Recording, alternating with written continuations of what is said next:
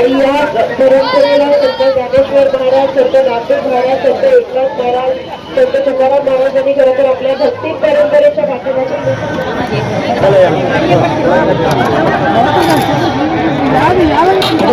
महाराजांना नमस्कार करतो. ಕ್ರಮ ತಪ್ಪಿ ನಡೆಯುವುದರ ಕಷ್ಟ ಮಿನ್ನುಂಟೆ ಅಂತ ಕನ್ನಡದಲ್ಲಿ ಒಂದು ಮಾತಿದೆ. म्हणजे शिस्त पाळला पाहिजे. वेळेवर वेळ चुकला की सगळं चुकतंय, क्रम म्हणताय तसं. आता काल पोलीस आले होते, त्यांनी म्हटलं की त्या वारीचा शिस्त बघून आम्ही पण शिकतो असं म्हटलं. एवढं शिस्तीत चालणारा एकमेव वारी आहे गजानन महाराजांचं. ते शिस्त आम्ही पण आमच्या जीवनामध्ये आणू. आणि हे आयोजन केलेले आमचे मठाचे परमभक्त श्री किसनाना जाधव त्यांना आणि इथं उपस्थित सर्व श्री गजानन महाराजांचे शिष्य भक्तगणांना गजानन महाराजांचा सदैव कृपा आशीर्वाद लाभो हीच श्रीचरणी प्रार्थना करतो. आणि मी माझ्या वाणीला विराम.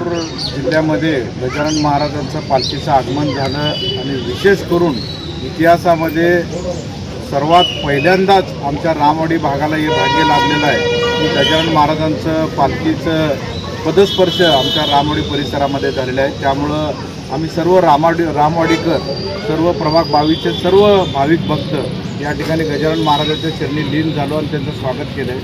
राज्याचे तरुण तडफदार मुख्यमंत्री आदरणीय देवाभाऊ फडणवीस साहेब यांचं 22 जुलैला वाढदिवस आहे.